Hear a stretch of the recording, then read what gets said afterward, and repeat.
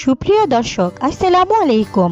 আজকে আমি মাত্র 10 মিনিটে মচমচে মজাদার গাজর আলুর লোভনীয় পাকোড়া রেসিপি শেয়ার করব। আশা করব প্রতিদিনের মতো আমার আজকের রেসিপিও সহজ লাগবে আর ভালো লাগবে। যদি রেসিপি ভালো লেগে থাকে তাহলে চ্যানেলটি সাবস্ক্রাইব করে রাখবেন। গাজর আলুর পাকোড়া তৈরি করার জন্য প্রথমে আমি গাজর আর আলুকে কুচি কুচি করে কেটে নিয়েছি।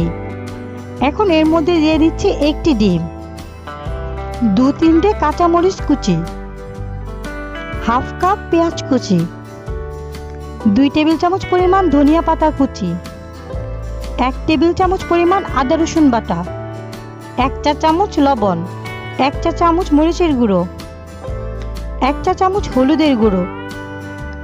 এখন হাত দিয়ে উপকরণগুলো খুব ভালোভাবে মিশিয়ে নেব।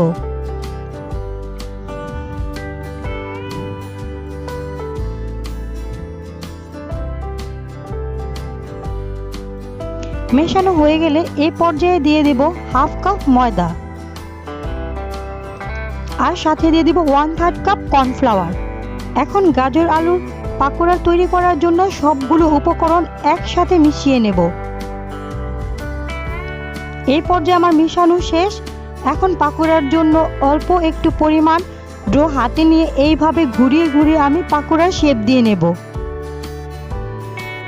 এখন আমি চুলায় তেল গরম করে রেখেছি, একে একে আমি পাকোড়াগুলো দিয়ে দিচ্ছি। 2-1 মিনিট ভাজার পর আমি পাকোড়াগুলোকে উল্টে দিচ্ছি।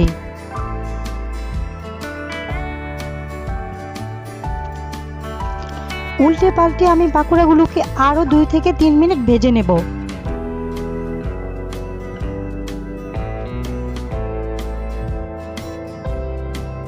এই পর্যায়ে আমার পাকোড়াগুলো ভাজা শেষ, সুন্দর একটি কালার চলে এসেছে। এখন তেল ঝরিয়ে উঠিয়ে নেব। এভাবে আমি সবগুলো পাকোড়া তৈরি করে নেব। এভাবে আপনারা খুব সহজে মাত্র 10 মিনিটে গাজর আলুর মচমচে পাকোড়া তৈরি করে নিতে পারেন। আশা করব প্রতিদিনের মতো আমার আজকের রেসিপি আপনাদের কাছে ভালো লেগেছে আর সহজ লেগেছে। রেসিপি ভালো লেগে থাকলে প্লিজ আমার চ্যানেলটি সাবস্ক্রাইব করে রাখবেন। আল্লাহ হাফেজ।